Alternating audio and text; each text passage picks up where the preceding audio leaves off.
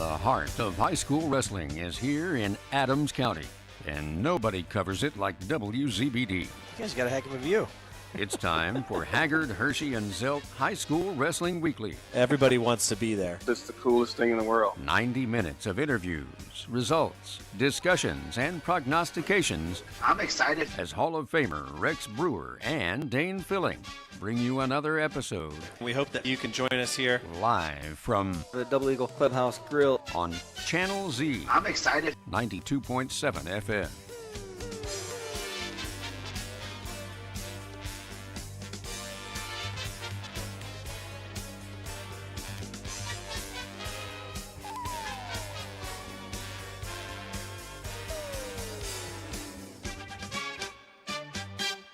Well, good evening, wrestling fans, and welcome to show 18 of this long wrestling season, where we had a fantastic weekend. It was a long weekend, and this is how we wrap it up every year, live from the Double Eagle Clubhouse Grille for our final episode of the High School Wrestling Weekly, hosted by Double Eagle and sponsored by the Haggard, Hirschy, Zelt Funeral Home, and Rex Brewer along with Dane Filling.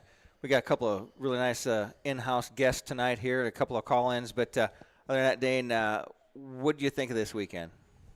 Overall, I thought it was a great weekend for Adams County wrestlers. We talked a little bit on Saturday morning about just percentage-wise the fact that Adams County brought 9 guys to the state finals out of 224 and had 3 out of the final 112.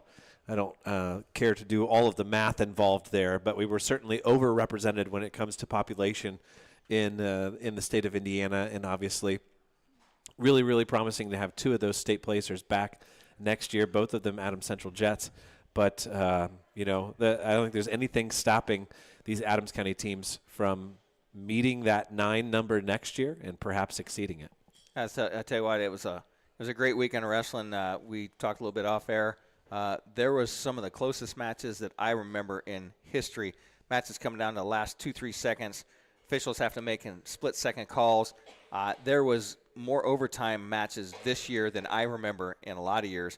And a lot of those overtime matches weren't just decided in sudden victory. They went to ultimate tiebreaker rideouts.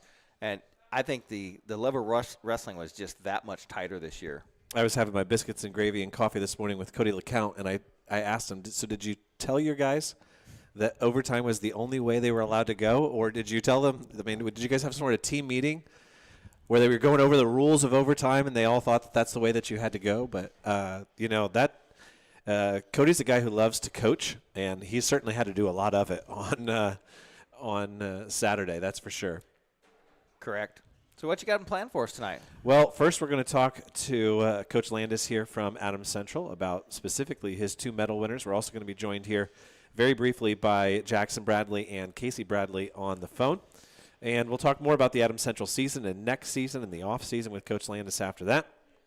Then we're going to be joined by Homestead head coach Andy Oberlin. He's going to talk a little bit about his season, his next season, but also about the IHSAA state finals and some of the things that might be improved after some changes that were implemented this year. And then later in the show, we're going to be joined by Sean Farrote from Belmont. And we're also going to hear the interviews that we did over the 2 sessions yesterday with Brayson and Dylan, along with Chuck Farrote and Gabe Myers, and try to wrap up this season the best that we can. I know for me, it felt like we were almost like an Adams Central team. We got a late start to this year. We usually start before Halloween. I was off in Milano, and you were doing other things. We didn't start till November, which kind of got us off to a late start. But the abbreviated form of 2025-26 was definitely a lot of fun. But when you look back at it, 18 weeks of shows has really flown by pretty fast. We started that first 4 weeks talking about girls wrestling. Girls wrestling state tournament was a month ago already, and the boys tournament is over. But we focus on basketball for next weekend that we have not looked at in girls basketball other than Norwell last year. But the Belmont Braves and Norwell both headed to state next week. That's going to be a lot of fun. We are joined right now by the head coach of the Adams Central Jets, Ryan Landis. And I guess first question here before we jump over to Casey and Jackson. Your first season in charge. Have you had a moment in the last 12 hours to sit back and reflect? Not really. I'm just enjoying every moment. every opportunity. These guys have been so fun to coach this year, and the staff that I have had behind me throughout the season has been amazing, and I think we've worked really well together, and has just enjoyed all the success that these guys have had this year. Well, somebody actually made a comment to me. I believe it was on Friday night. Maybe we were at the hangar, and they said, "Man, Belmont had all those guys out there. Adams Central had all those guys. I didn't even see their head coaches." And I said, "Nah, they've got staffs that are so deep. Those guys don't care whether or not they're in the chair or not. They've got plenty of guys." There was so much passion from Logan and Bobby yesterday that I noticed, and obviously Eric is more of a calming force than a passionate, fiery type. But that's not the way it works with your staff or with Belmont staff, I don't think. No, I have 100% trust in my staff, who's ever in the chairs.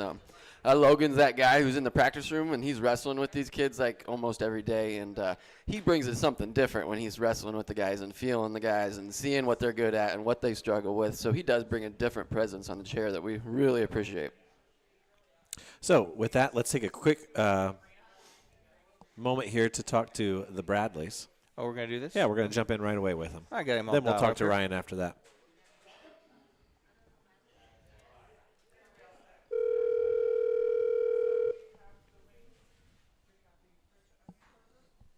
Casey first. Hello, it's Jackson. Oh, Jackson, we got the state runner-up from the Cowan Blackhawks on the phone. This is Jackson. We know is a great weekend of wrestling. We were going to interview you the other day, but we decided to put you on the show tonight. Tell us what you experienced this season long, and how you think you ended your season. I fell 1 point short of my goal. It's been my whole life, but the past 3 years I've fell even more short. So I think the biggest thing this year was the close matches, finding ways to grit those out, especially because if you go look at the state tournament, every single match is a 1 point, 2 point match. So those takedowns are huge, and those escapes, just scoring first and scoring last is big. You know, Jackson, we saw that match last Saturday, the week before, and it was the same as 1 point match. If you think you wrestle that match 10 more times, do you think it's a 50-50, or you think you get him 60-40? I think it's a 50-50, 60-40. I mean, it's like that every time. Even whenever we would practice in the room, I love Lincoln to death. And if there was anyone else who was going to win in that weight class, I'd want it to be Lincoln, just because he's from a 1A school. He's not a holdback. He's not a transfer. And so I thought that was really big for Indiana wrestling. And I honestly don't know the last time two 1A kids went at it in the state final. So I thought that was pretty cool, too. Now, certainly, Jackson, you guys kind of had a weird start to the season as far as a team. You had some guys that were missing from the lineup. But when it came to the postseason, I felt like you guys overall wrestled really, really well. How did you approach this year being the senior leader of the team with some of those younger guys? Oh, honestly, I just try to enjoy every bit of it. Not having Ashton at the beginning of the season hurt a little bit, but finally getting him back definitely helped. I think just enjoying every bit of it, especially when it came to Ashton. I mean, he's like a brother to me, and I've known him my whole life, so that was fun, especially getting him on the podium this year. Well, we're joined by Coach Landis in this first segment, and we're talking a little bit about those Adams Central guys and Dylan Ogg and Brayson. I know that when it comes down to going to the state finals, you really kind of rally around your local guys. Do you have any comments about the day that they had yesterday? Oh, yeah. I mean, Dylan and Brayson both had really good days. I'm really glad me and Dylan didn't have to wrestle. It might have caused a little bit of controversy with his sister and my girlfriend, so that one was good. She had to wear a split sweatshirt Friday and Saturday. Well, we had not talked about that all season long, so I'm glad you're the one that brought it up. Yeah, I had to bring it up. She would kill me if I didn't give her a shout out. I'm sure she's listening, so. Yeah, we were under embargo on that one. You're not really supposed to talk about girlfriends as the announcers, but since you brought it up, then it's much easier. Well, tell us a little bit about what the transition looks like for you now, leaving the high school ranks and getting ready to wrestle in college. Oh, I mean, I think it's just going to be, I mean, it's going to be completely different. I'm going to go in from training for a state title to training to beat Mitchell Medicine Brink. You know, I leave the first week of June, I move in, and it's just a whole new grind, a whole new atmosphere around guys that want to win. I mean, everyone on the wrestling team, on the high school team, I'm sure they like wrestling. But I think whenever you get to college, you find people that really love wrestling. I think that's a big difference, and I'm ready for it. Now, the other part of that is the size of the Purdue campus, 42 to 45,000 people. You could take all the people in Cowan about 20 times and still not even get to the size of it. Is the size kind of scary a little bit, or have you thought about that any? Yeah, I mean, not really. I haven't really thought about the size, but I think the wrestling team is just so close-knit up there that, I mean, it'll be like they'll just take me right in, and that's kind of how I felt on my visit, and that was a big part of why I chose to go to Purdue. Now, Jackson, we've got a text here that just came in, and it is your uncle, AJ. He says that in honor of the season that you had, he is willing to concede that you are now the best-looking Bradley who appeared on our show this year. I'll take that title. Okay. I think it was self-proclaimed throughout the year, but I'll take it. Fair enough. Well, Jackson, we congratulate you on all that you accomplished, and I know there's a lot of people on this side of the state who are really excited to potentially see you on the Big Ten Network here in the years to come. Thank you. I appreciate it. Perfect. You going to throw your dad on, or is it just you tonight? Yeah. Hey, Dane. Hey, Rex. How we doing? Perfect. We really appreciate him calling in, Casey. Hey, he appreciates you guys having him, as do I. Now, did you have any time to reflect in the last 12 hours? We already asked Ryan whether he had a chance to reflect on his first season in charge. Did you have any time to reflect on what it meant to be dad and coach here for this final time this weekend? Man, I'm still kind of going through it all, to be honest with you. A big goal of mine going into this weekend, is just enjoying the last 24 minutes opportunities to watch him wrestle and obviously be there for him in the corner. A guy like Jack, which is I'm very fortunate. A guy like him, I don't have to coach too hard. You know what I mean? He's pretty knowledgeable. He's pretty mat savvy. He knows if he wants to go up. He knows if he wants to go down. He studies film. We study film together with whomever it may be that we're wrestling. We kind of already have a game strategy. My job is really make sure that clock's right, make sure that score's right, and he helps me have a pretty easy job over there. Doesn't mean that I'm on the inside I'm not wanting to explode, but my big goal was just to enjoy this last ride, and I couldn't be more proud to be his dad and to be sitting in the corner with him. Casey, we talked earlier about the number of matches that came down to the last couple of seconds.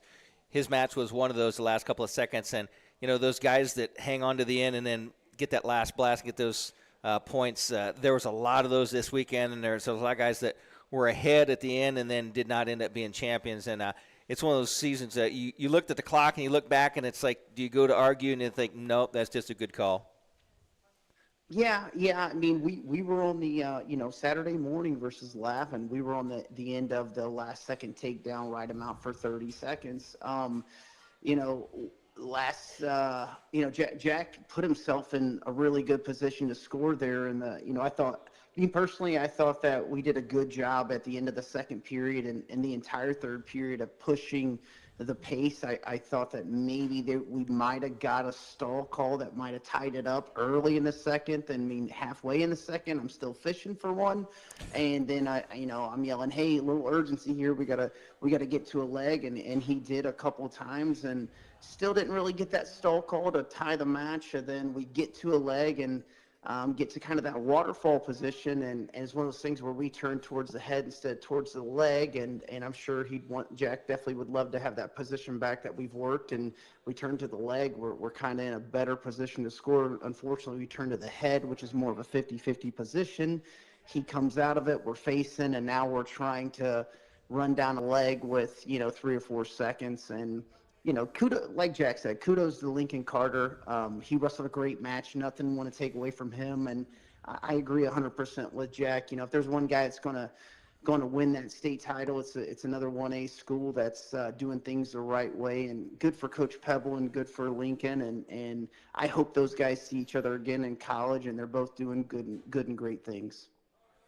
Well, Coach, we thank you for all the times you've spent on this show and for everybody in the Bradley family kind of becoming an adopted member of the Z team over the last couple of years. And we also are really, really excited about the successes that are yet to come for guys like Jacob and Ashton and all those guys over the next couple of years. All right. Thank you guys for having us. We really appreciate everything you guys do for wrestling in all this area. And keep up the good work. We look forward to talking to you again this coming season. Thanks, Coach. And with that, we'll take a break, and we'll be back with the head coach of the Adams Central Jets, Ryan Landis. When faced with the difficult task of making arrangements for your loved one, many emotions and questions arise. What would they want me to do if they were here? Where is the money coming from? How much should I spend? Do they want burial or cremation? The staff at Haggard, Hirschy, and Zelt Funeral Home can help you navigate these tough questions. Make your wishes known and allow us to make sure that your wishes are carried out. Call Ryan Hirschy or Eric Zelt at 260-724-7167 to schedule an appointment today. Shop local. It's a phrase we hear all the time, but for the staff and family at Package Liquors, it means something extra. Package, with locations in Decatur, Monroe, Berne, and Markle, is a local family-owned business that has been serving local communities for decades. We take your support and patronage and return it by supporting local athletes on WZBD and donating to different organizations across Adams County. The next time you're deciding where to shop, shop local. Shop at Package. It's where your friends shop. Based out of the Indiana Tech Wrestling Facility, the Warrior Regional Training Center is an elite training center for youth wrestlers, high school wrestlers, and college and senior level athletes. Featuring a college coaching staff with a strong history of developing talent and producing results, Warrior RTC will give any wrestler quality training partners to push them to new levels in the state-of-the-art 25,000 square foot wrestling building. The training is affordable and private training is also available. Put Warrior RTC in your corner this season. Welcome back once again to the Double Eagle Clubhouse Grille for our next segment where we have Coach Landis here from the Adams Central Flying Jets. Welcome to the show, Coach. Hey, thanks for having me. So we look back at the season as a whole. I guess it's your preference whether we want to talk about yesterday or whether we want to talk about football season and how your season started. But, once it finally got underway, I felt like you guys had a really nice, successful season. We really did. The team has just competed hard in every tournament that we wrestled, every dual match that we wrestled. This is probably one of the most exciting dual seasons that we've ever had. I felt like every dual meet was 7-7, 8-6 matches. We were splitting with guys, and we were having to pick up bonus points to win and not giving up those bonus points to win. So that was a lot of fun. Obviously, you go back to your success at the ACAC duels, which, other than the match against South Adams, you guys kind of ran over everybody else. You come up with that big win at New Haven that following week, which was a lot of fun. You knock off a guy like Bakari Cooper, and you get some momentum. And then you go all the way into the match with Belmont, which was an outstanding match. Was that 8-6 that you guys split with them? I think so, yeah. And then you run through Lafayette Jeff and really set yourself up for a great run at Team State. About the only time I didn't get to watch you wrestle this year was at Team State when you were stuck with Rex. Yeah. And you guys went all the way through that with great wins over Alexandria and Southmont. And you gave a North Miami team that turns out, I'm sure you respected them on January 10th, but I'm guessing you have even more respect for them on February 22nd because they just continued to win after that as well. Yeah, they really did. They were a really good team when we wrestled them, and we knew that. And, we've been kind of poking fun with Ethan Funk there because we were like, well, we're going to bump you away from Hoover and put you on this heavyweight, and we expect you to win. Well, it turns out he's pretty good heavyweight as well. So, we threw everything we had at them, and they just out-wrestled us that day. So. I think a lot of what you're talking about, though, as far as close duels in 7-7 and 8-6, a little of that has to do with scheduling. You guys have not shied away from wrestling some really, really quality opponents. You've wrestled Coach Oberlin's team. Continually, that duel with Columbia City has been good.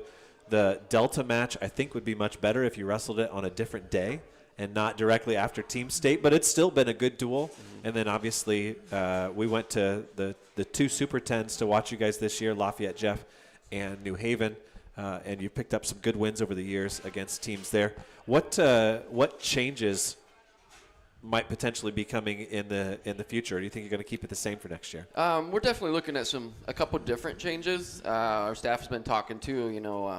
We keep setting ourselves up really well for the 1A team state tournament that we don't really have to worry about beating 1A teams to get into the tournament. I think we're going to continue with the dual meet schedule that we have. We got some really good 2A and 3A schools that we're wrestling, and kind of make those guys come and chase us at a super duel if they want to wrestle with Adams Central in a dual meet. And maybe possibly in the works is an individual tournament at the beginning of the season when maybe we don't have our full lineup with football guys, but we're able to take our upper talent guys down some to Indy maybe in hopes to catch some individual tournament down there. Well, certainly you guys kind of have to be, whether it's right or not, a little bit reactionary to what happens on the football field. And Adams Central's 4A into 3A for the next 2 years, correct, is going to change your season whether you like it or not. Yeah. And you're going to have to adjust, and that's just one of those things where chronologically the winter sports coaches have to react to what happens in the fall. The girls wrestling coaches have to deal with it when it comes to volleyball, or the girls basketball coaches have to deal with it when it comes to volleyball. How many years did we see Haley Cole, right? The Belmont girls, they ended up delaying some of those games because they wanted to play teams later on.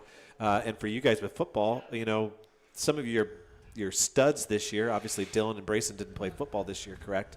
But still, you've got some guys in there who are playing both, and you don't really want to go into a tournament without all of your guys available. But if it's an individual tournament, then there's an advantage there. Yeah, that's what our thought was too. Like, we don't want to run a dual match against a team that's, possibly a 1A seed that would help us. Yeah, because that seating committee, they don't always get it right. That's very true, ain't it?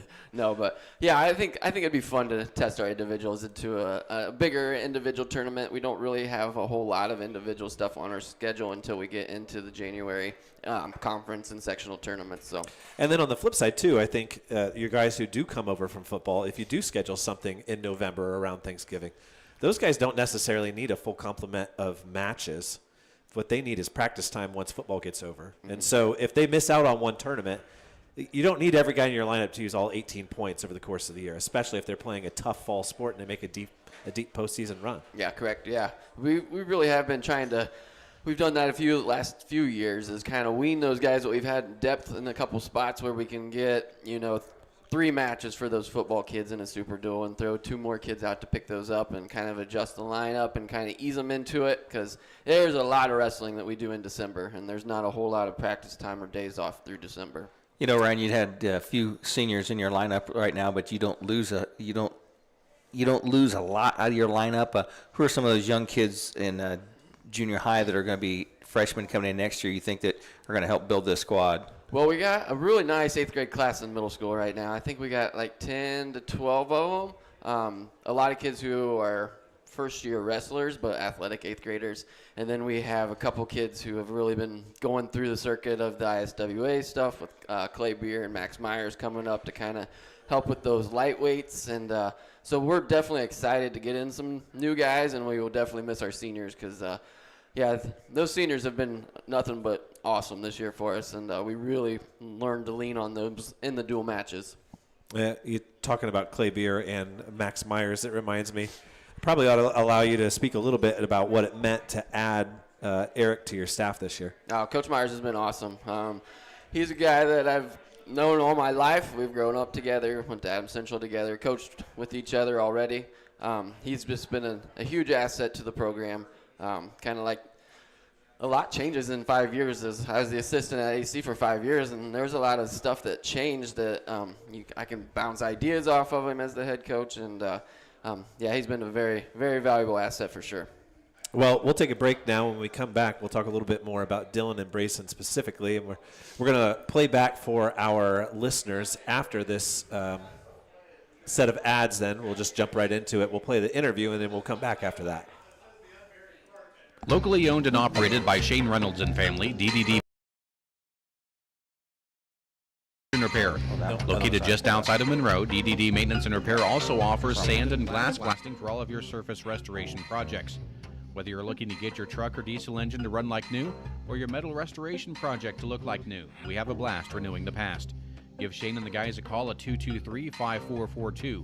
That's DDD Maintenance and Repair.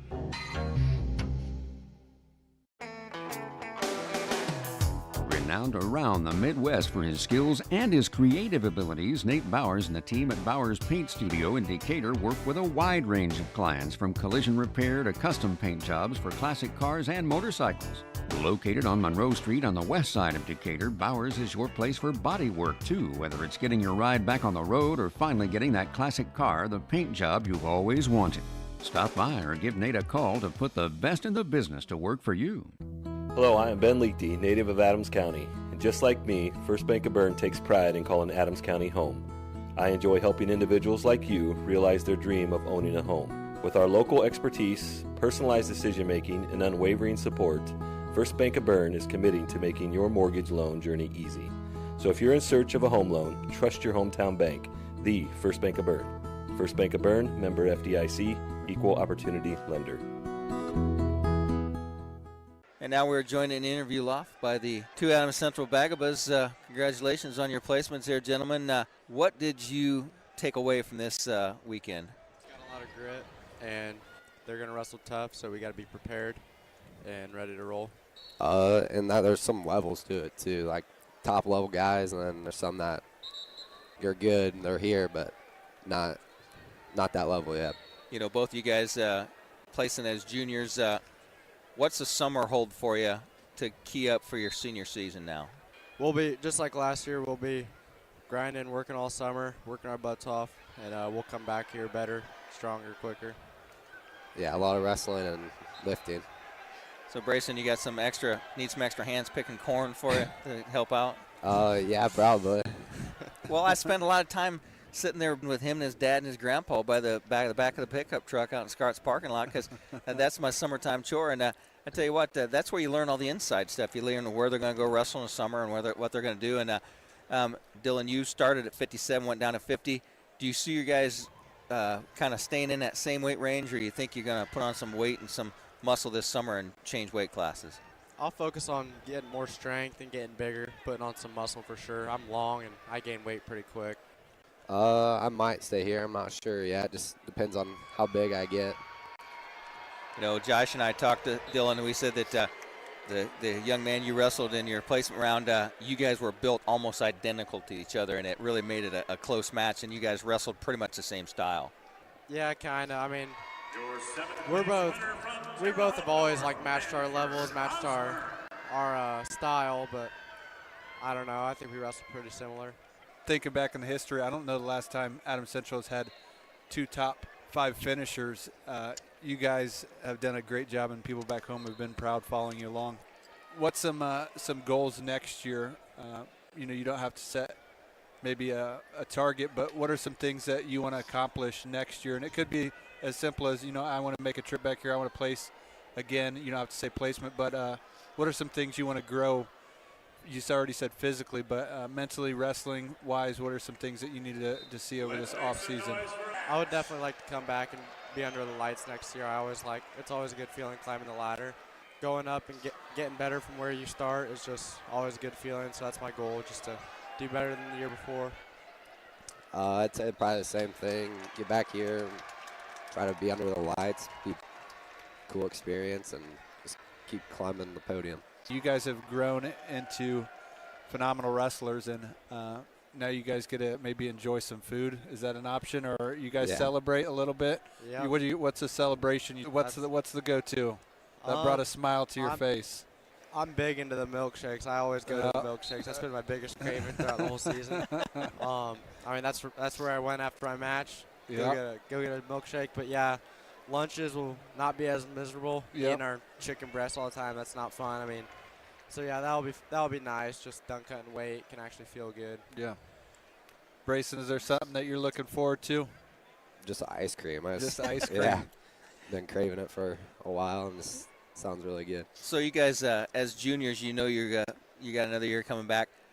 You had a couple of seniors. You're just losing a couple of guys and your seniors this year. But look at some of those younger guys that wrestled really well for you. Who are some of those guys that you look forward to trying to bring back down here with you next week or next year? Definitely like Cale Beer, Xander Schwartz be another one too. You got Cruz Bauer down low. Cruz has spent a lot of time working in the summers and has had a pretty good freshman season. Yeah, him too. Yeah, and you bring up Cale's younger brother, who should be pretty tough. I know he was a middle school state placer, and we brought up Cruz Bauer earlier, in this broadcast weekend, and he just won the North qualifier for freshman sophomore state. There's a lot of depth to that team.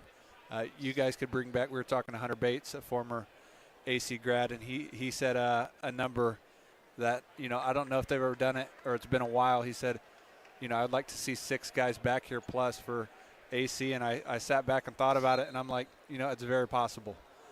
You guys have had a great season, and who are some people you'd like to thank? We'll go with you, Og, first. In the practice room, I wrestle with Logan Mosier. He was an AC graduate, state qualifier, 2-time state qualifier. I mean, he was a great wrestler. He pushes me past my limits every single day, just grinding, working hard, getting me to where I needed to be. Definitely my family. My family is a big support. I thank them. I wouldn't have been able to do that without them.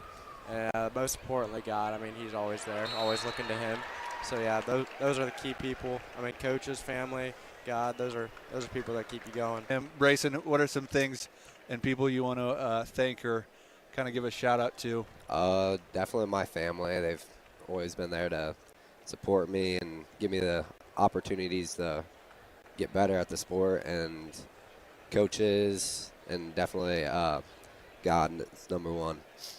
Well, gentlemen, as this season winds down, we congratulate you guys on your state placements, and good luck, and have a good summer, and work hard, and see you back here next year. Thank you. Thank you.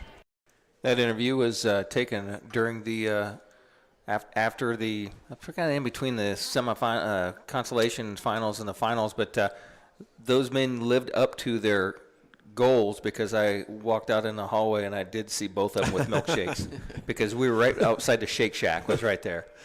We must have said it at least 3 times during the broadcast this week and Run. Just how good are those two going to be next year? I mean, they're probably going to enter next year both with full expectations of both being semi-state champs again next year and top 4 rankings across the state. Speak to their character and how well they're going to be able to carry that kind of expectations as seniors. I think the biggest thing about those two is, like, they really do just love wrestling. Those guys are anywhere. Like, anywhere there's a room open, they're willing to go and wrestle. They enjoy the grind. They enjoy the lifting and the conditioning that comes with it. Like, those guys have bought into the diet and the nutrition factors this season, and I think the sky's the limit. Like, those two can wrestle each other all season long. They're at all these open rooms, wrestling the top kids in the area. So I don't think that this is going to at all satisfy them, and I think there'll be a very good big hunger for them to improve again next year. It may seem like a silly thing to ask you, but it is quite an advantage that they're so close to each other in weight, correct? Yeah, that is a huge advantage. Then you throw Maverick Dubal in that little triangle there, and there's no doubt in my mind, there's no question, an argument that Xander Swartz has reaped those benefits of rolling with those 3 guys this whole season. He has come such a far way in these last 3 months as a wrestler, and he's a great athlete, but he has really become a really good wrestler as well. Josh and I had quite a few guys as matches, and we looked, and it's like everybody knew you had the hammers in the metal with Dubal, Og, and Shorty, and then people forgot about Xander, and Xander just methodically went along into the season, rolls around. He's got like 2 losses on the season, and he was one of those guys that's dangerous, and I think a lot of teams that wrestled you kind of forgot about him, and then when they get him lineups, it's like, oh, we're going to go here, we're going to try and miss Short again, and wait a minute, you can't miss Shorty and without running into Xander. Yeah, and just to back that up, like, you look back at the semi-state ticket round, and Xander Swartz was a blink of an eye away from being a state medalist. Like, the Gall kid from Northfield ends up with a state medal around his neck, and Xander wrestled such a great ticket round match and just fell just a hair short of that as well. So, and you can keep going up the lineup, like Max Nussbaum, undersized, grinding away wins when there's no business for him to beat kids that are 15 pounds heavier than him. He just holds position. He wrestles hard. And Ethan Funk has been our senior that's kind of carried us at 215 in times. And Ryan Beer's been probably the biggest surprise in the lineup. He's a guy that we honestly didn't have penciled into our lineup. And first day of practice comes in and says, can I challenge for heavyweight when I'm not even weighing? What did he weigh at the beginning of the year? I think he rolled in about 210. Did he play football? He did play football. Okay. Yep, he did play football. And the first time I really noticed him is he got some varsity action on the offensive line, and I said, that's different for a freshman. A freshman usually doesn't get to see action on the varsity line. But Ryan's a hard-working kid, a strong farm kid, great addition to the room for sure. And how much time do you spend with Michael? I mean, how much conversation is there between football coach and wrestling coach talking about, because surely he has some sort of insight on who's working hard that you don't get to see not being on the football staff. Yeah, I would probably say that's one of the connections that I would like to have more of is with Coach Mosier. Just something that I really haven't tied into yet as the first year as the head coach. But I know that he understands that our two programs feed each other. They have great football players that become wrestlers, and our wrestlers are great football players on the football field too. If you want to talk to him, I can tell you where he's going to be on Saturday mornings for about 10 weeks in the fall. There's always biscuits and gravy for you there if you want to come in. Okay. Yeah. Coach Mosier's a good guy, so I don't see any issue with getting along with him at all. Well, it certainly has been a heck of a lot of fun this year. We've certainly enjoyed getting to watch you take over. I would say getting to know you, but we've known you so well. We were super, super excited when you were announced as the new head coach, and I think you didn't make it on the show until week 18, but we're not going to hold that against you. You made it under the window. You let your work speak for you. Yes, that's right. I think everybody who is involved, who cares about Adams Central Wrestling, can take a deep breath after year one and realize that the program's in really, really good hands with you, Ryan.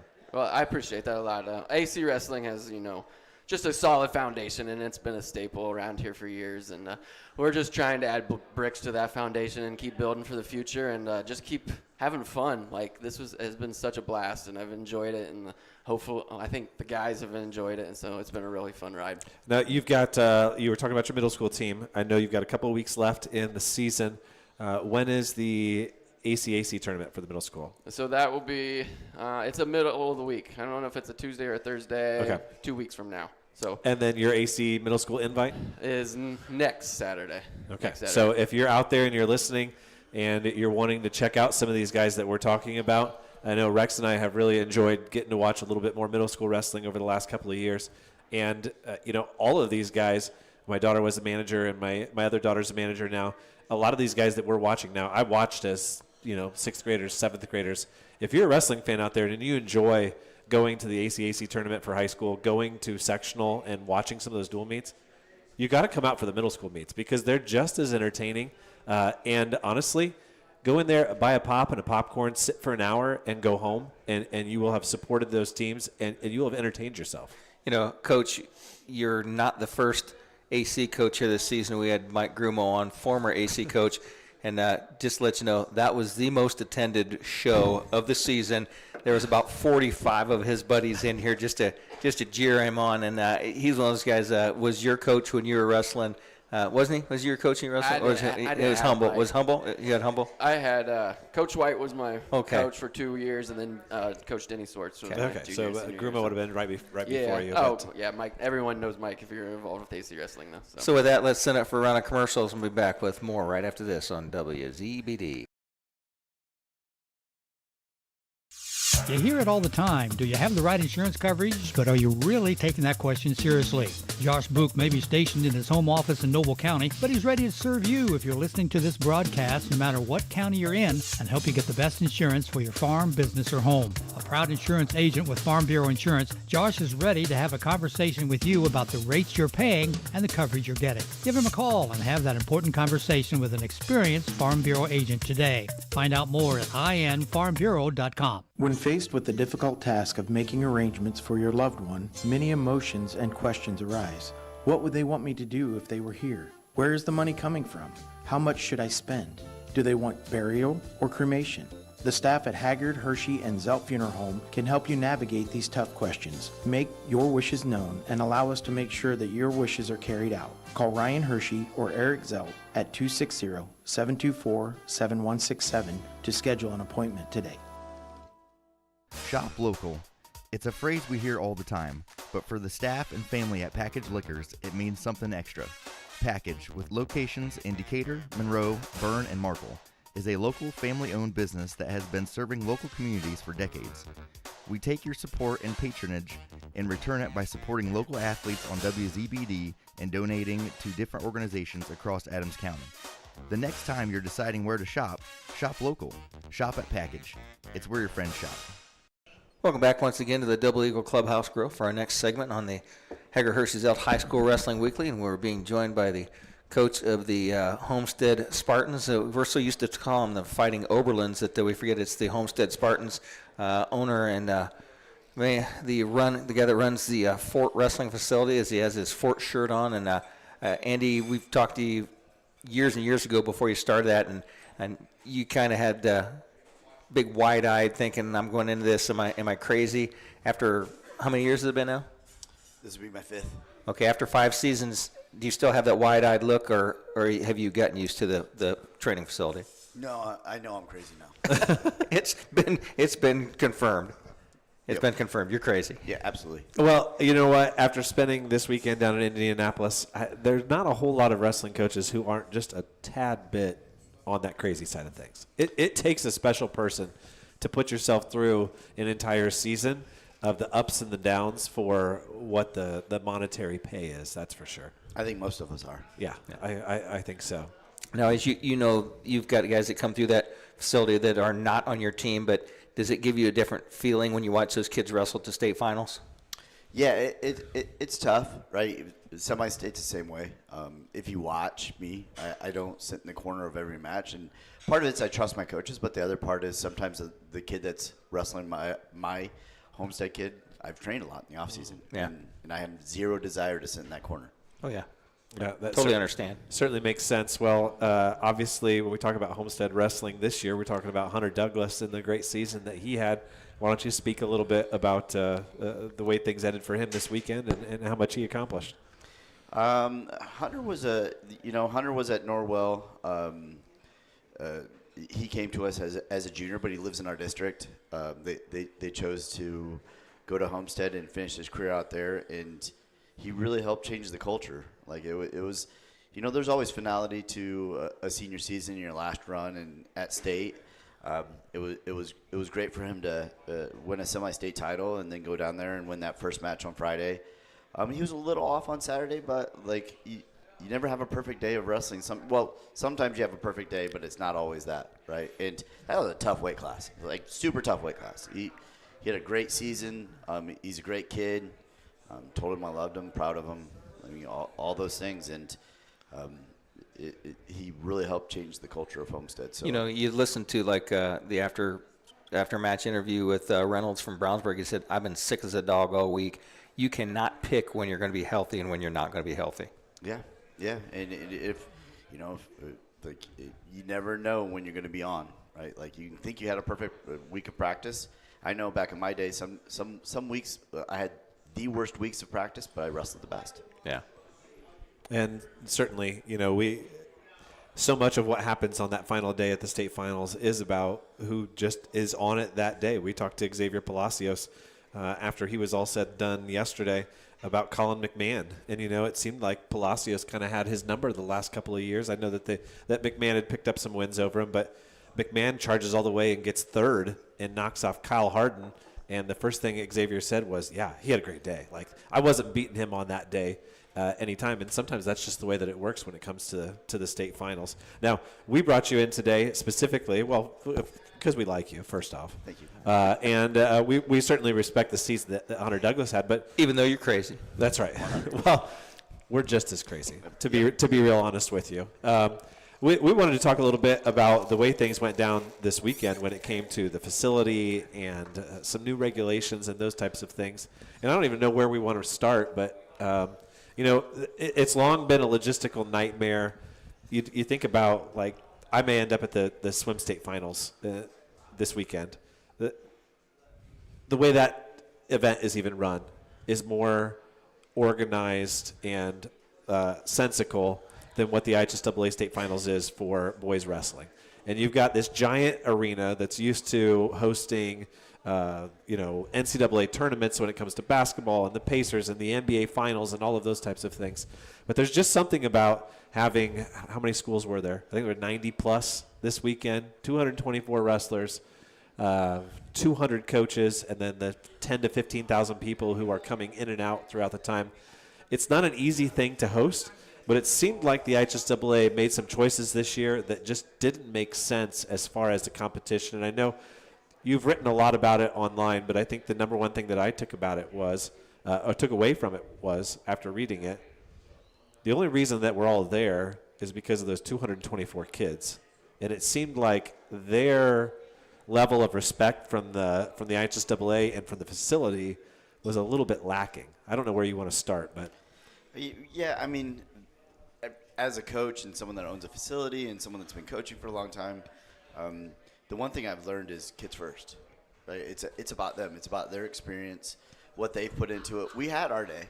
Like, we're there. Like, we can reflect back on how it impacted us and what we felt and try to improve it for them. And right now I think we need to take a step back and go, is it better? Because I'm not sure it is, right? Like, there's a lot of things that have changed. There's super teams out there. There's, you guys had a conversation a little bit ago about 1A champions, 2 in the finals. That's awesome. That's rare now, right?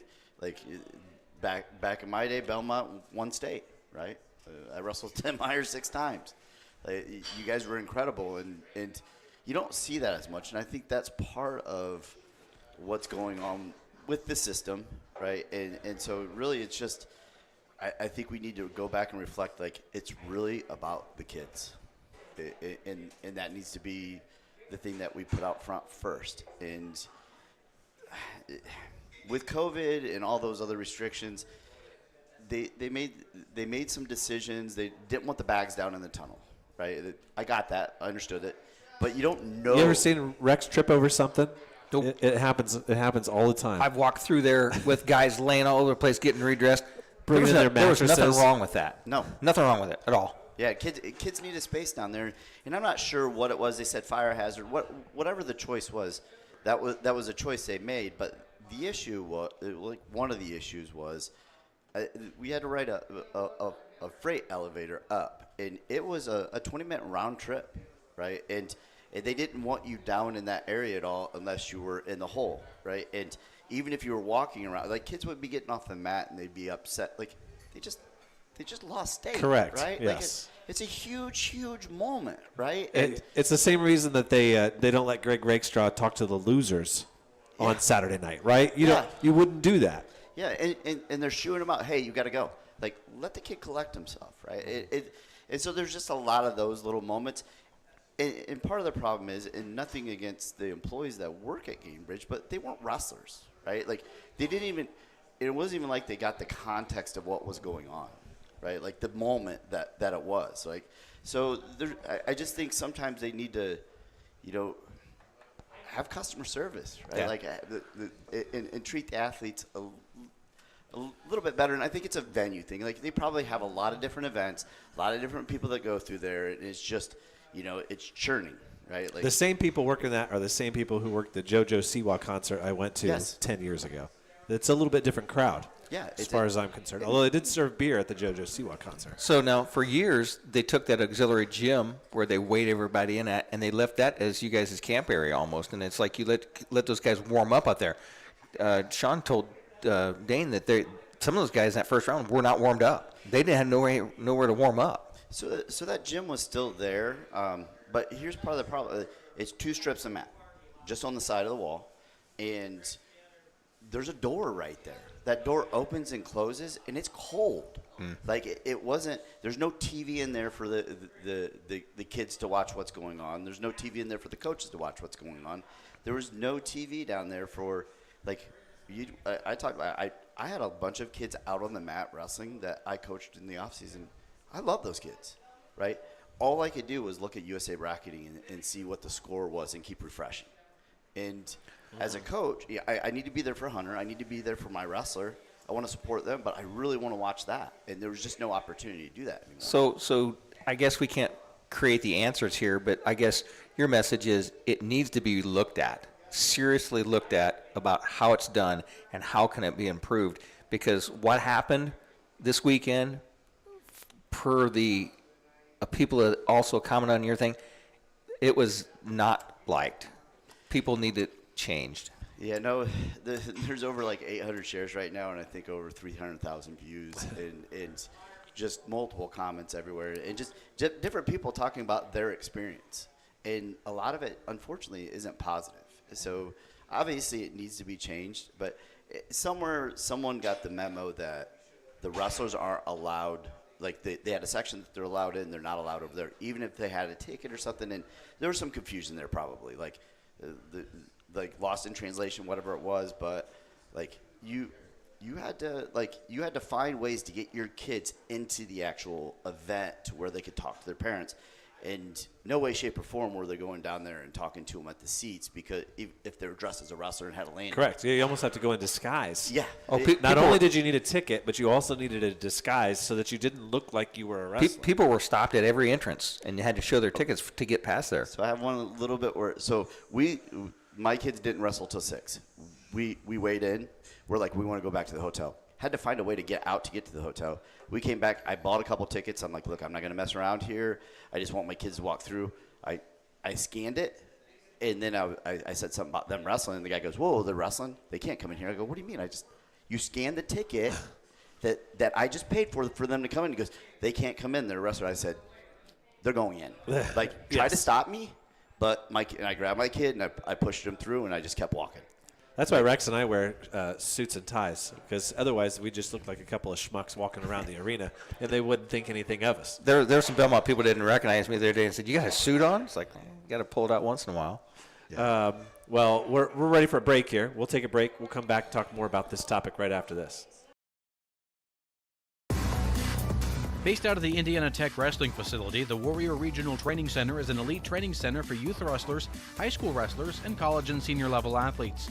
Featuring a college coaching staff with a strong history of developing talent and producing results, Warrior RTC will give any wrestler quality training partners to push them to new levels in the state-of-the-art 25,000 square foot wrestling building. The training is affordable, and private training is also available. Put Warrior RTC in your corner this season. Locally owned and operated by Shane Reynolds and family, DDD Maintenance and Repair is your place to go for heavy-duty truck and diesel engine repair. Located just outside of Monroe, DDD Maintenance and Repair also offers sand and glass blasting for all of your surface restoration projects. Whether you're looking to get your truck or diesel engine to run like new, or your metal restoration project to look like new, we have a blast renewing the past. Give Shane and the guys a call at 223-5442. That's DDD Maintenance and Repair.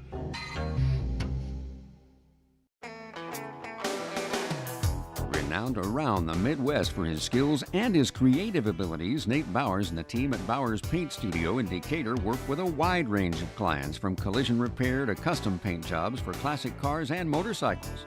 Located on Monroe Street on the west side of Decatur, Bowers is your place for body work too, whether it's getting your ride back on the road or finally getting that classic car, the paint job you've always wanted.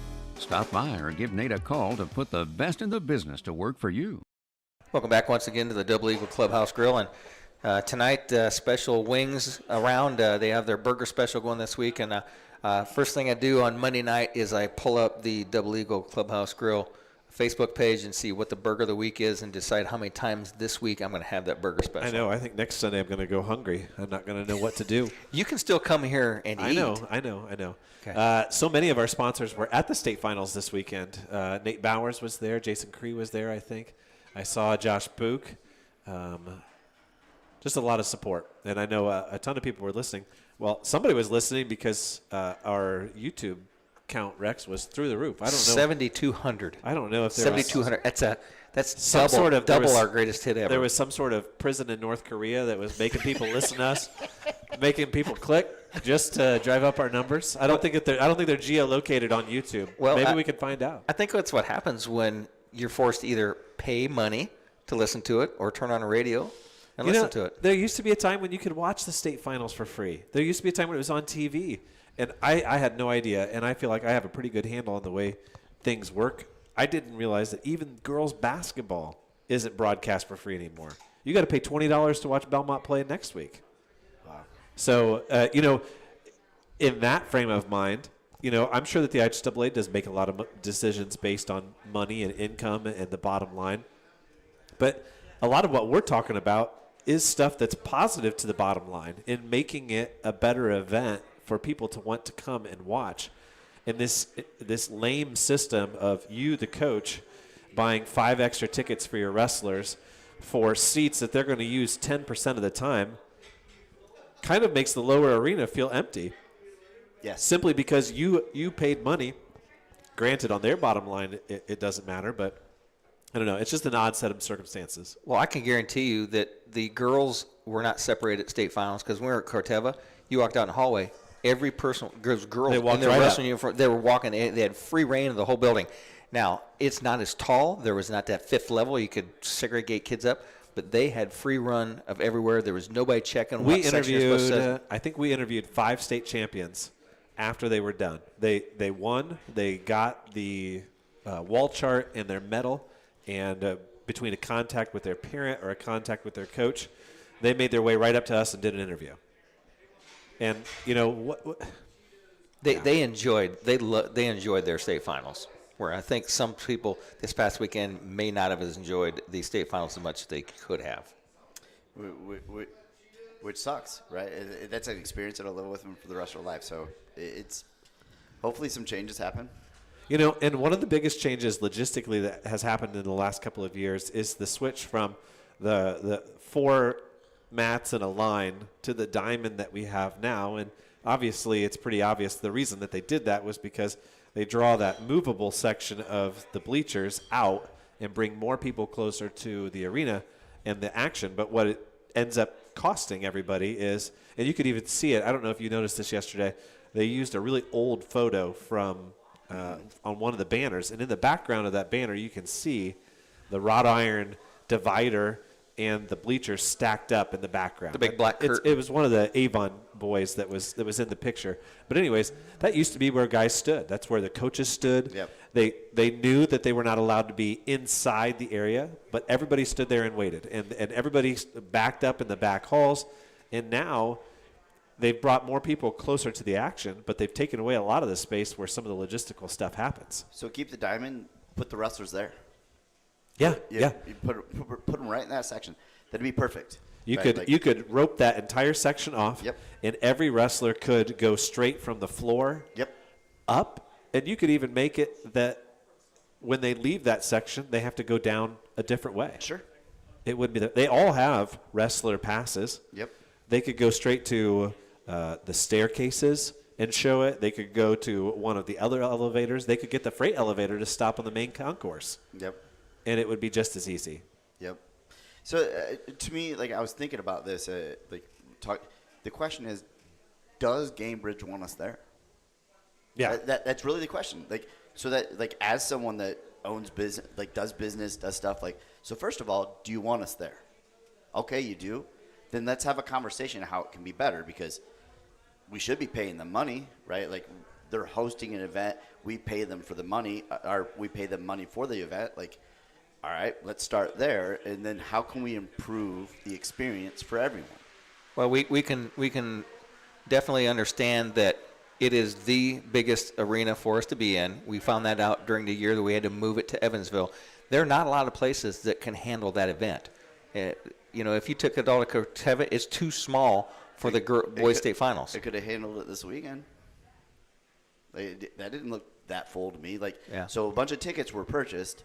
Not a lot of people were in seats. Yes. So, what are we talking about? We're talking about Like, could it handle the amount of seats that were purchased or the amount of people? The There's a people that were difference. there. I totally agree with you. And the switch from general admission to reserved seating is what has caused that to look differently. We were talking about this before you showed up tonight when we were eating.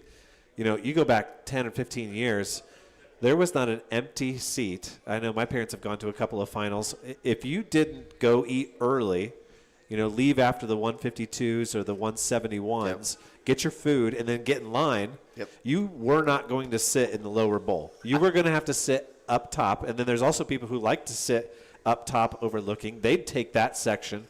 And if you didn't watch yourself, you'd be way up there. Now, it felt like nobody was filling in last night. Well, I hated seat saving, right? Like, I hated that experience. But, like, people sat, like, teams sat in a certain area. Like, you knew where Mater Dei was going to be. You knew where Belmont was going to be. Like, you kind of, like, you got in there. And they cheered, right? There were sections. It was Correct. It was just a different experience. Now, maybe we can't go all the way back there, but, like, maybe we get close to it again. Something has to be better than what happened this weekend. That's all you're saying. Well, it needs to be reviewed. I'll tell you what, the Belmont's getting ready to sell tickets for the girls' basketball state finals. It is Belmont, Roncalli, Norwell, and Center Grove. Schools with pretty solid athletic departments and strong followings and histories. They have it set up. They've already sent it out. If you sit on the ends, you're in neutral territory. And if you want to sit with the Belmont fans, you got to buy from the Belmont Block, which is a password-protected link that they're going to send out. Same thing for Norwell, same things for Center Grove, same things for the Roncalli kids. And they're going to fill that entire lower row. There's not going to be anybody from Roncalli buying 5 extra tickets to save a seat for – I died laughing with the coach. I think it was Saturday morning. I don't remember where I was, but they said they ought to take the girls next week that are playing in the basketball state finals. 5 girls allowed on the court at once. The rest of the team, the rest of the bench, needs to stay with the assistant coaches in section 117. And if the coach calls timeout, then they can get in the freight elevator, come down, and come into the game. But they're not allowed to watch what happens in the game, so they're going to need to be filled in. Like, that's the kind of ridiculousness that you guys had to deal with. Oh yeah, there was a couple times. Let's throw Rex Moore out there. Like, I've coached him quite a bit. Love the kid. I got Hunter Douglas coming up at 138. He's in the semifinals. Like, no way I didn't want to watch the action of that one. I had to run over. I could go up the stairs and, can I get in here? Yeah, you can go in here. Those people were nice. They let me in. I'm watching the TV. Soon as it got done, I had to run right back down. And, like, I'm 50. I was breathing kind of hard. Like, the door people were kind of making fun of me, like, you all right, old man, or something. I was like, Don't make me run. Yeah, correct. Like, I made an offhand comment, like, look, if I have a heart attack, I'm suing. Okay. Well, and I don't know what their obsession was on Friday night, and there was another moment where they wanted to clear the arena. I don't know if you were a part of this. They started sweeping. You go up the grand staircase, right? They started sweeping on the other end, and they had guards, and they were going in opposite directions around, checking the bathrooms and the sections and systematically clearing everybody out. After being on air for how many hours we were on, I walked to the bathroom, and I just missed sneaking into the bathroom before he stopped me. He physically touched me and said, "No, you go to the other bathroom." And I'm thinking, I got a media pass. I don't care. Yep. And it just, I don't know. I don't know where all of that aggression came from on their part. I almost didn't get out on Saturday night because they started bringing the gates down. You know, you got to get out to the main concourse to take the. But they also wouldn't let you escalator. go down the stairs to go out onto the regular street, which for me, going to my hotel is actually cheaper than going down the grand staircase. I saw the gate going down. I was like, "Don't put that down." I'm rolling my bags, and it's like I had no place to go. Well, that was nice. Yeah. Unfortunately, in the tunnel where the kids were getting released out and you could be in the hole, the gentleman down there, and I'm using a nice word, gentleman, wasn't very polite to a lot of the coaches and the wrestlers. And so that experience was, like, very infuriating. And for the most, you could tell coaches were containing themselves because we're fighters, like, we're wrestlers. Like, but every one of us are we're breathing like, hey, this is about the kid. Like, don't do anything here. Don't do anything here. And it was rough, right? Like, the tension was palpable at times. So what's the long-term solution, I guess? We got a lot of coaches who listen to the show. What do you think the next step is? Is it a coaches association thing? Is it an administrator thing? I think step one is coaches association if we can work with the ISJ, but asking does Gamebridge want us there? If they want us there, then let's talk about TVs down there, what areas can the kids be in, how talk to Gamebridge about the experience and making sure that the kids are felt welcome and that is about the kids and not about anything else. And then safety, right? Yes, it has to be organized. Yes, we have to go through the process of all the things, but right, they're kids, right? And so just making sure the experience comes back to the fact of man, we have a single class state with no wrestlebacks, and so it's really hard to get there. And then when they get there, they have to have an experience that, in my opinion, is subpar right now. Well, I'll tell you what, we had Robert on one of our shows, and he said, all the coaches have to do if they have an idea is ask me. He opened the door for you. If it's this, if it's something else, ask. I mean, all I can do is say no, but you've made your point known that it needs to be reviewed and you want something done different. Got to ask. And I think that's the Coaches Association is probably the strongest power base you have to do that. Sure. From my understanding, you get one ask a year or something like that. Seriously, Make it a good one then. Yeah. Make it a good one. I mean, can you ask for a bunch of things, but it's one specific area? Have you ever seen The Godfather, Andy? Yeah. It's only on the day of your daughter's wedding that you can ask for these types of things. Yeah. No, I don't know. I think there is probably something that needs to be said. Just perhaps, putting experiences into words, onto paper, electronically, obviously, more than likely. Every coach out there that's listening has a regional rep. We got 16 different regionals, sending some things to them.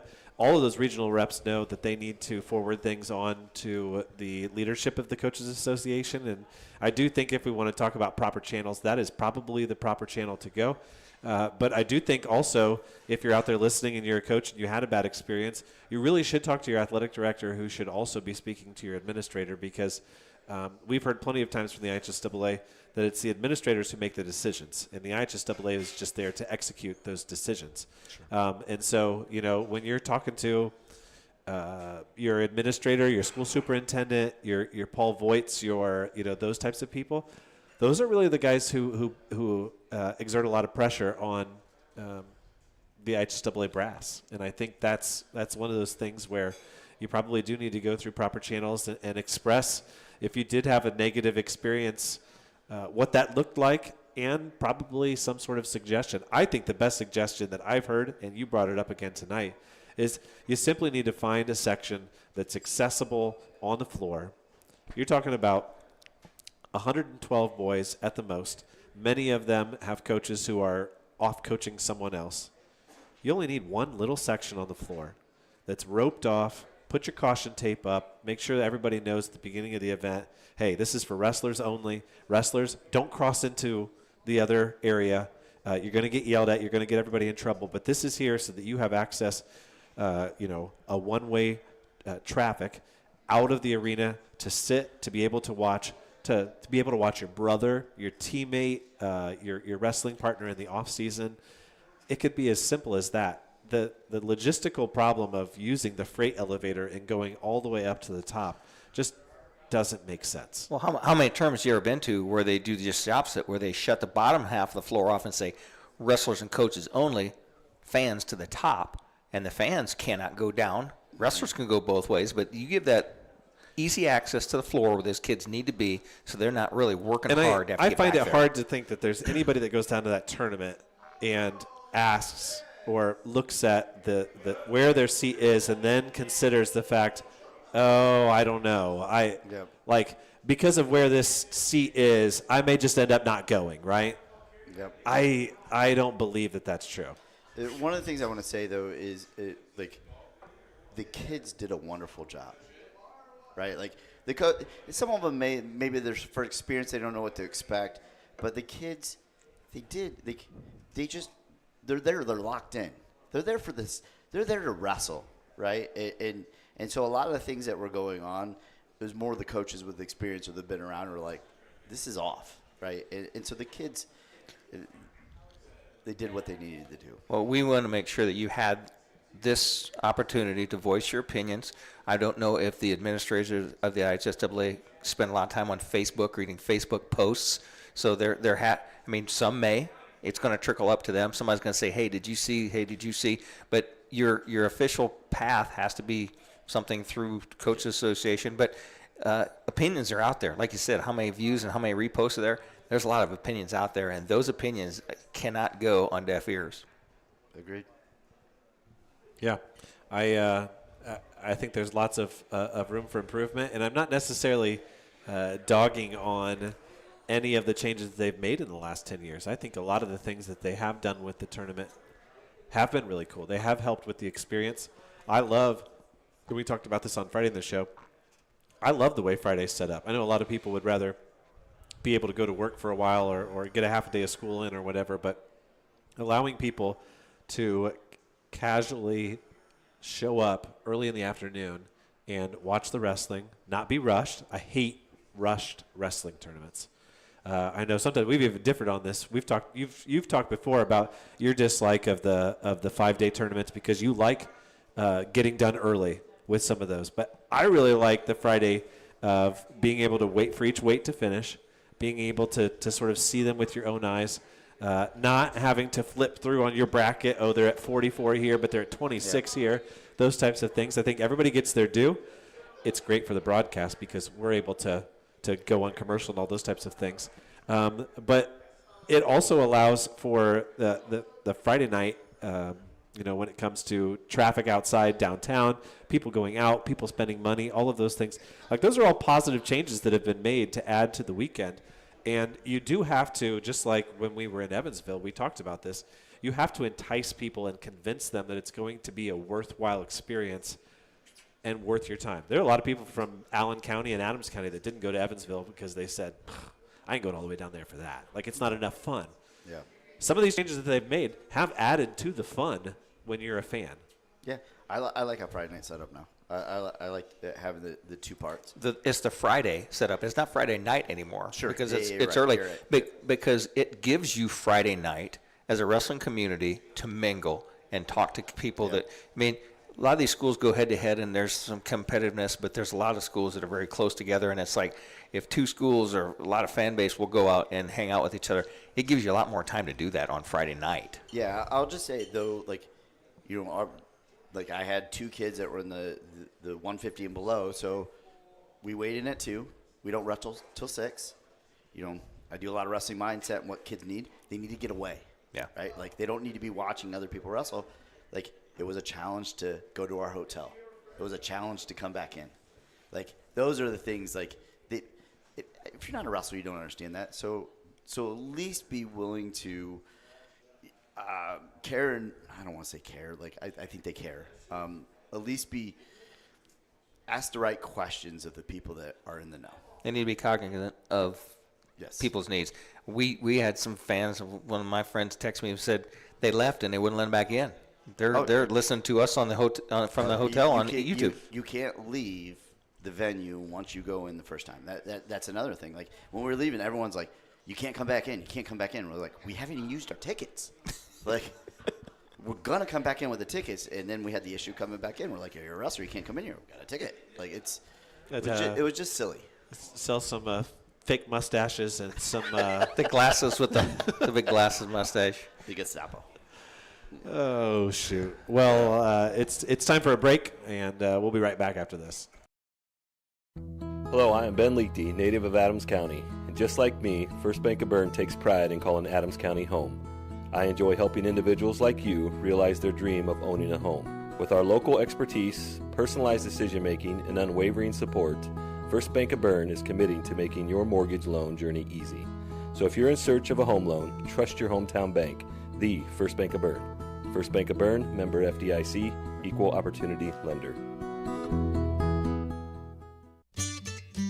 The staff at Haggard, Hirschy, and Zelt Funeral Home is honored to serve the community we love and live in.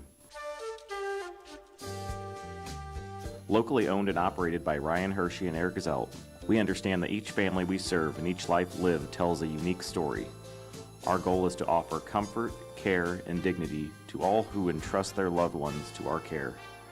We are proud to call Adams County our home and look forward to serving you for generations to come.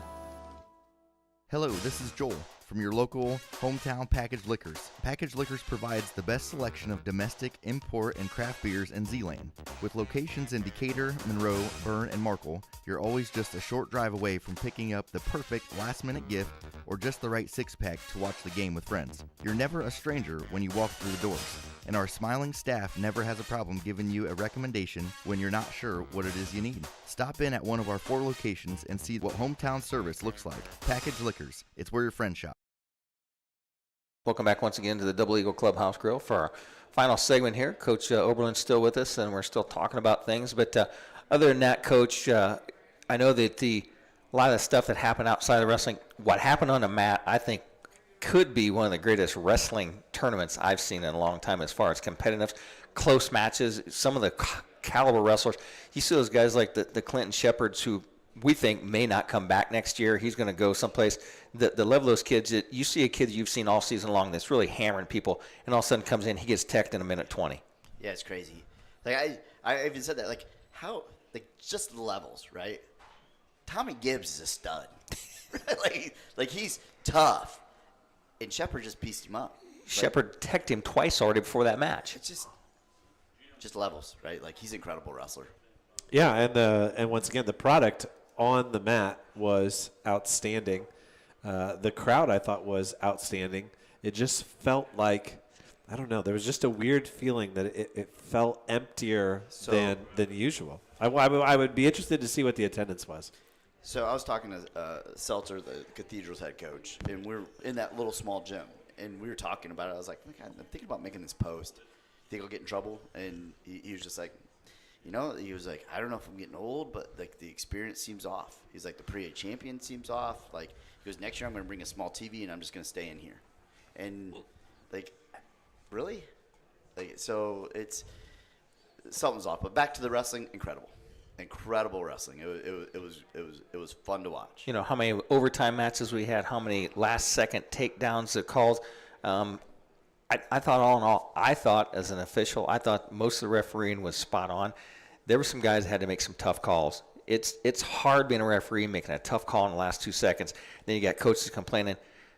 There was 5 minutes and 57 seconds that you could have did 10 other things, and you want me to make the decision on the last 3 seconds that happened. Don't put me in that position because I can make a bad call if you put me there. Yeah, the 138, obviously I'm vested in the 138, like looking at it. Hunter's losses before then were those 2 that were in the finals all the way up until that point. So I'm, hoping to get there. But, man, that was a good match. That was with Ryan and Evan Stanley was just the athletic ability of those 2 guys. Shuey, it was good. And you had Bradley. And Bradley's a class act. Both of them are class acts. And that was exciting to see. It was hard to root. I'm from Butler. Right, like so I'm an East Side. I'm a Butler Billy at heart. So I kind of wanted him to win, but me and I like Bradley too. So either way, Fort Wayne Semi-State won. We interviewed Sam Wolpert afterwards, and he talked about Lincoln Carter, and he said, those guys, this great guy. I said he's a really great guy, even though he said in junior high he teched me like 5 times in 1 year. Yeah, they've been through the circuit. I've been watching them go through. Tim Carter, like the dad, has taken him to everything. And Garrett Pepple's just been the icing on the cake of making sure that taking him to that next level. Well, it certainly seemed like the Fort Wayne area had a pretty decent weekend. I know 6 or 7 in the final. When you talk about the whatever metric you want to use at what is success, but it sure felt like there were some Fort Wayne guys who were really pushing some of the top 5 guys in the state, and obviously some of the Fort Wayne guys were themselves top 5. But it definitely feels like we're gaining momentum going forward. Got a lot of work. Dane gave Josh and I assignments, and one of the storylines that Josh had was, is this the year of the small school to make its presence known? With the North Miamis, with the Deltas, the Belmonts bringing guys in, East Side, Cowan. I mean, is this the year that those guys, you're not going to come in and Garrett, you're not going to knock off the Crown Points, the Center Groves, and the Brownburg. but you're going to make noise and you're going to score points. Dane actually had a picture, and we posted it on our website at one point in time with Adams Central's 2 pins. Adams Central was leading the race. They were on top of the leaderboard. Yeah, that's awesome. Yeah. Yeah, small schools, and I'm a huge Fielden fan. I'm a huge Garrett fan, and that was great to see. I thought he went out there, left it on the map, but I love small schools. I know I coach at a big school, but like I said, I'm from Butler and then moved to DeKalb, so I still have a passion for them. Well, Andy, we certainly thank you for coming on the show tonight and for all your cooperation over the last couple of years since we started this show. And we certainly look forward to any time the Homestead Spartans are on the same schedule and when you guys intersect with WZBD. And we wish you lots of success here in the off season. And before you know it, it'll be wrestling season again. It's wrestling season right now. That's right. Because you made a post over there. You've got all that money coming into the fort, right? Man, just get a wheelbarrow, just wheeling big cash piles out. Yeah, I'm so rich. Well, we were hoping to talk to Coach Sean Farrow, but he didn't make it. But we can play the interview that we wanted to let our listeners hear with Chuck and with Gabe, and we'll be right back after this. Thanks, guys. We're joined in the interview booth now by Belmont freshman Chuck Farrow. And first off, congratulations on making your way here to the state finals as a freshman. And congratulations on representing Belmont High School very, very well. Thank you. We've been talking a lot about you and football over the last couple of hours, and Coach Blaker and your role as the quarterback, and your teammates, Sam Wolpert and Grady Baker, had nothing but good things to say about you and the way your career is heading. Yeah, I'm really excited for football and wrestling in the future. It's going to be a lot of fun. So what did you think you knew about what this weekend was going to be like, and what did you actually learn? When I got fourth at semi-state, I knew it was going to be hard, but I learned a lot from just this tournament in general. And when I wrestled Dressler, I knew it was going to be a tough one, and he taught me a lot about what I need to work on. I'll tell you what, Chuck, I thought you had a fantastic semi-state. You wrestled a guy that you'd been defeated by twice. You rip through him like he's not even there, and then you rip through the next guy and punch your ticket. And I thought your first 2 rounds of semi-state were just really good. Yeah, it was all mindset because the matches before I thought it was going to be close, and then I went into the match thinking I could just rack up takedowns, and that's what I did. So we're joined as well by Gabe Myers now, and maybe I'll ask you, Gabe, a lot of people would listen to your guys' mindset stuff and go, that's just something coaches do so that they whatever. Yeah. But there had to be a little bit of that sunk in on Chuck, because there's a lot of guys who would come into a match like that against Flowers with 2 losses already in the season and be like, man, there's no way, that's a bad draw for me. Instead, he approached it in the exact opposite way. Yeah, people think it might be a closer match than it already is, but yeah, it was mindset for Chuck. He's a lot better than that kid. And well, we asked Chuck when you were making your way over here, what did you think you knew about this tournament, and what have you learned since, now that you've actually been involved in it? The Parade of Champions was cool. Just everything about it was cool. Just seeing all the other good wrestlers here and knowing you belong here. That was a really good feeling. And obviously the competition's the best in the state. So. And you also following the tradition with the Belmont Braves, and you get yourself an airbrush sweatshirt. Mm-hmm. Yeah. Honestly, one of the first things I thought of when I won the ticket round. Now, what? Tell us about the process now. How much time did you spend thinking about who you're going to have on the back of your sweatshirt, and how much of that process happened before you won in the ticket round? Yeah, so it was actually about that Monday before semi-state I started thinking about it, and then I finally I'm a Star Wars nerd, so I picked Anakin. I didn't really know what I was going to do because Oliver had a chance to make it, so I was either going to do a trio or a duo with my brother. So if I made it with Henry, then I was going to do a duo, but I just landed on Carnage because Henry's going to do Venom. Talk about that a little bit, too. You guys are both little brothers, right? And you've taken a couple knocks in the nose from your older brothers, but surely they had some advice for you. Yeah, he just said, enjoy it, have fun, wrestle hard, At the end of the day, yeah, it's a state tournament, but it's just another match, so just wrestle hard, do what you can do, and leave it all out there. Yeah, he's been giving me a lot of tips throughout the year, and he just told me to come in with the same mindset as just a regular match. So So, Chuck, with a couple of pretty good 157-pounders leaving our semi-state, do you think it opens the door for you next year? Yeah, I don't know where I'm going to be next year. I want to try to get bigger for football, but also see where I weigh next year, but we'll see.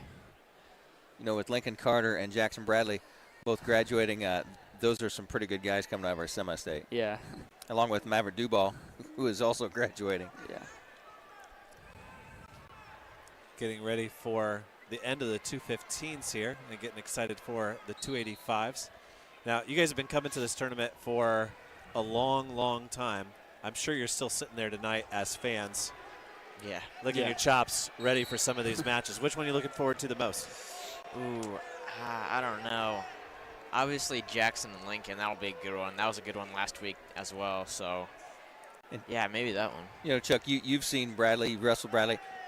That guy does not look like he's all imposing, but he's just so slick. Next thing you know, you're 10 points behind on him. Yeah, he never gets out of position, it seems like, and he has a high motor, so he just keeps going and keeps shooting on you.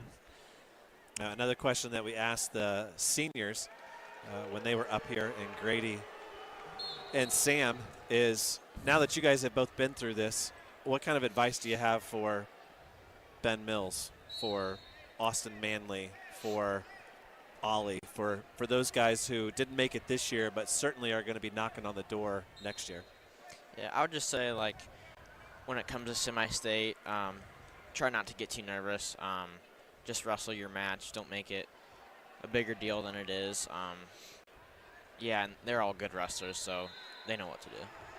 Yeah, I would agree with Gabe on all that. And also, I would just tell them, like, it's all worth it because it's, like, one of the coolest experiences ever. And I wouldn't, like, regret any of the work that I put in already.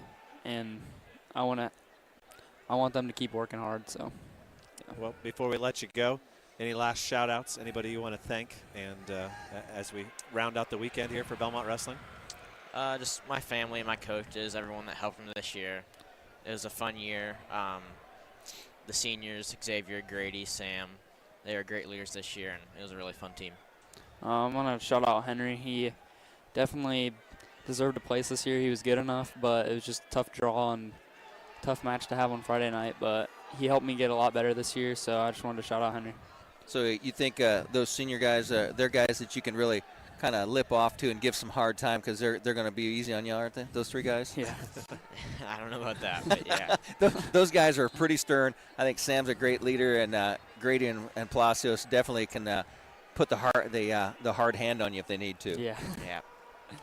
Well, boys, thank you for making your way up here. We sure have had a lot of fun watching you guys this year. Thank you. Yeah, thank you. Once again, that was Gabe Myers and Chuck Farrow. With that, ends our interview segment here, and deciding if we have another last final word as Dane is over talking to the girls basketball dad section who've made it to our wrestling show. And Those are my guys over there. Whoops. Oh, yeah, that's me. Those are my guys over there. We're getting excited for Saturday for 3A state finals for girls basketball, and of course we'll have the 4A game as well between Norwell and Center Grove. Belmont's going to take on Roncalli. We're going to have an entire hour of pregame on. I got to not call it pre-match. I got to promise. I got to get the pre-match phrase out of my vocabulary by Saturday.